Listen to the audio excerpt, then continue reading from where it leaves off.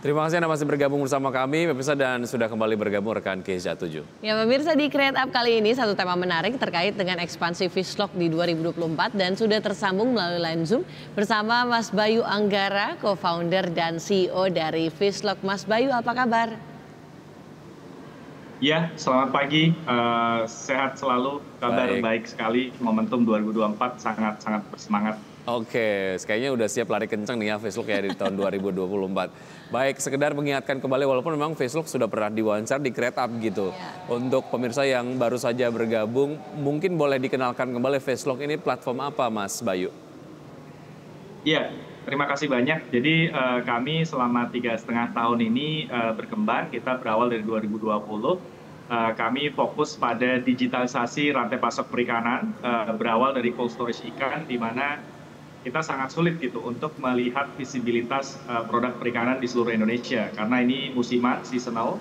Jadi di satu titik kadang banyak ikan, di titik yang lain kekurangan ikan. Jadi tugas kami adalah gimana mendigitalisasi cold storage ikan, menghubungkan mereka satu sama lain, dan dapat menstabilisasi rantai pasokan, harga, dan lainnya. Sehingga lebih stabil industrinya dan juga bisa disupport oleh berbagai macam stakeholders seperti perbankan, fintech, dan lainnya. Betul, karena sebetulnya volatilitas dari harga pangan sendiri mungkin termasuk juga berlaku di ikan gitu ya. Itu sangat dipengaruhi oleh rantai logistiknya. Ketika memang rantai logistiknya tidak terlalu baik, maka ini akan menyebabkan kenaikan harga di end user gitu ya. Makanya kemudian Fishlock hadir untuk memberikan solusi di sini. Oke, bicara mengenai ekspansi bisnisnya sendiri sejauh ini dari pasca pendanaan yang beberapa waktu yang lalu lah ya sudah dilakukan gitu tahun 2022 kalau tidak salah.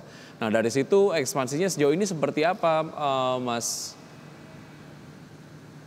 Iya, jadi kami pendanaan terakhir akhir 2022. Saat ini juga mohon doanya, kita sedang progres pendanaan juga, semoga lancar semua.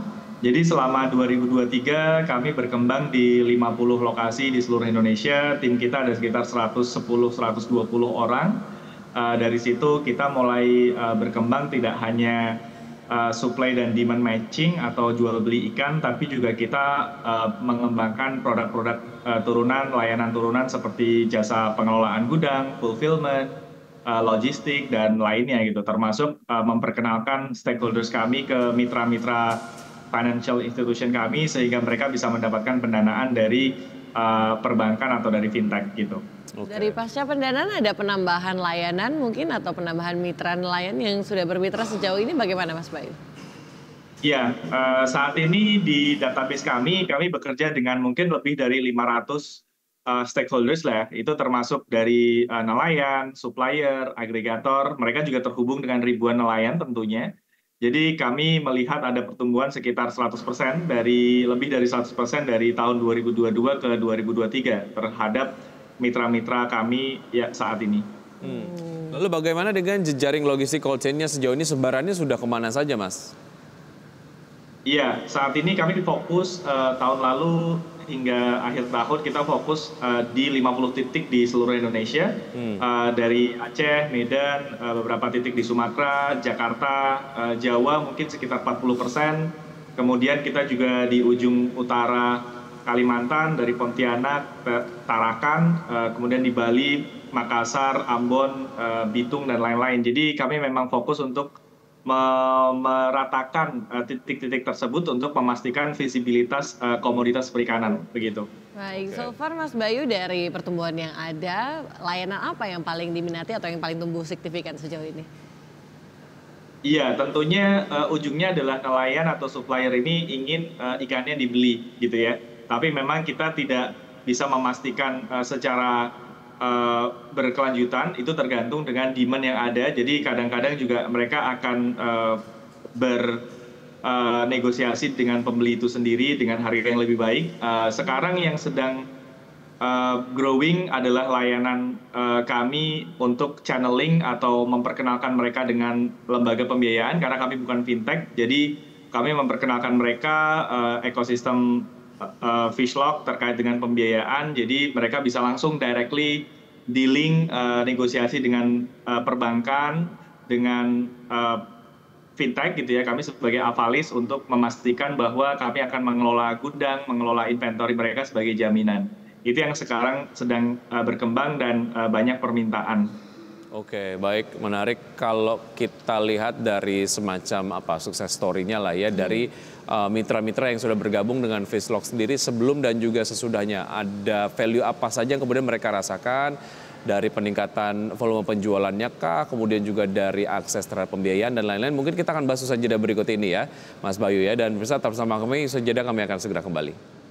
Ya pemirsa, kami masih berbincang dengan Mas Bayu Anggara, co-founder dan CEO dari Fishlock. Oke, menyambung yang tadi Mas Bayu yang sempat terpotong, value apa sih yang kemudian dirasakan oleh nelayan yang bermitra dengan Fishlock sendiri begitu ya, dari yang sebelumnya sebelum bergabung begitu, apa yang kemudian mereka rasakan, dan setelah bergabung value-nya apa yang mereka dapatkan lah. Iya, jadi mitra utama kami sebenarnya adalah ekosistem hulu. Ekosistem hulu itu ada nelayan, supplier, termasuk pemilik cold storage, gitu ya, untuk mereka mendapatkan kepastian support dari lembaga pembiayaan, kepastian market dan lainnya. Jadi value yang kita selalu berikan adalah tentunya pastinya adalah transparansi harga. Kenapa transparansi harga itu penting? Sekali lagi karena ikan ini seasonal, satu-satunya makanan yang masih ditangkap alam. Jadi faktor alam itu sangat penting gitu, makanya harganya sangat-sangat volatile.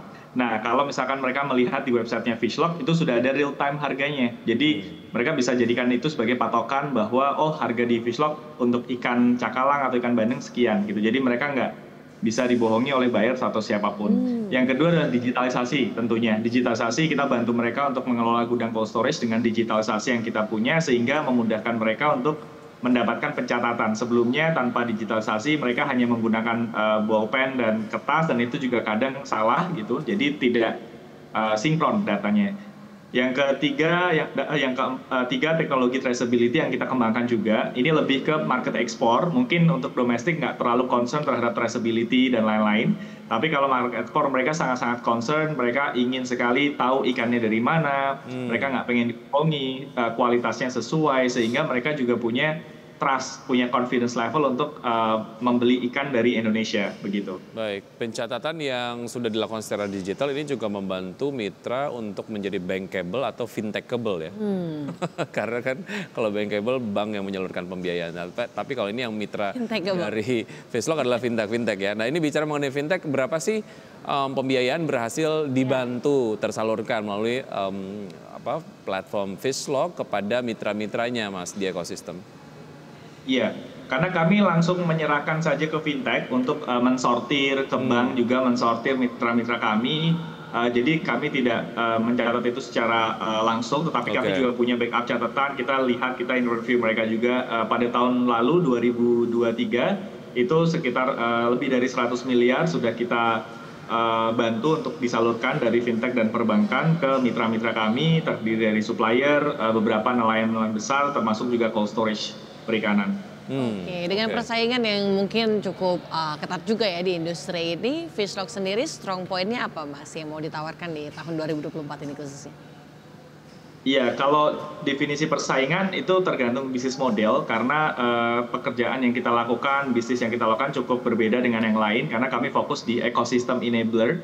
Jadi kita nggak hanya fokus jual beli, tapi juga kami membuka ekosistem untuk semua orang bisa bergabung di ekosistem yang kita buat, sehingga bisa saling menguatkan gitu. Karena di zaman sekarang harus saling berkolaborasi. Nelayan fokus menangkap ikan, cold storage fokus untuk mengelola gudang mereka, memastikan fulfillment atau utilitas mereka terjaga. Buyer juga memastikan mereka mendapatkan barang yang sesuai. Jadi kita menghubungkan semua dengan teknologi, itu bisa kita lakukan. Jadi kekuatan kita adalah di tadi konsep ekosistem enabler dan teknologi yang kita bangun.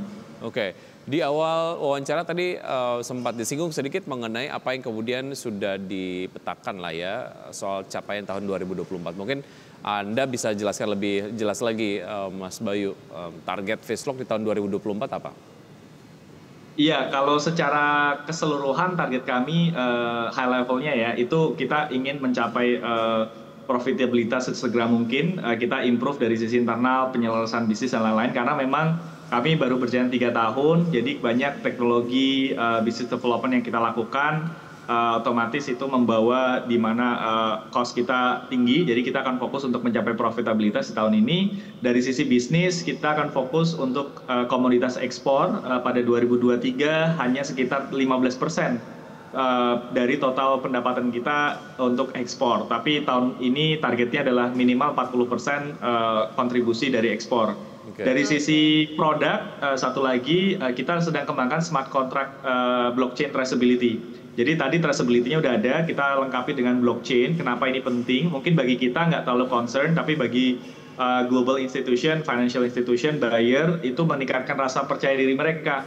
Karena kalau blockchain, datanya tidak bisa diubah-ubah, jadi semua orang bisa percaya terhadap data yang kita provide dan traceability yang kita provide begitu. Oke, menarik. Mungkin nanti 2025 kita create up lagi ya sama Mas Bayu ya. Ya, pengen tahu cerita-cerita lainnya yang kemudian bisa di-share oleh Fish-Lok. Semoga memang apa yang kemudian dilakukan oleh Fish-Lok ini memberikan kontribusi yang lebih maksimal lagi terhadap perikanan di Indonesia gitu yang potensinya sangat-sangat besar. Terima kasih Mas Bayu. Terima kasih sudah join. Sehat selalu, sampai jumpa. Terima kasih, sampai jumpa. Baik, dan pemirsa sebelum kita akhiri dan juga Keza ya, kita akan simak terlebih dahulu update dari IHSG dari pembukaan sesi 1 hingga saat ini. Kita lihat datanya. Jauh ini IHSG bergerak di zona hijau di 7.222,097. Ini ada penguatan 0,27% dari level pembukaan, meskipun tadi di pembukaan sempat menyentuh level terendahnya di 7.152,87. Oke, berikutnya adalah top loser. Sejauh ini ada SMLE, ada Maya, AEGS, Top Gainers ya, ada MSJA, MPXL, PTRO, Film, BRPT, dan juga AMMN. Oke, dari jajaran top losers ada IMS, CGAS, BKDP, Awan, Nice, Hoki, Casa, dan juga Asli.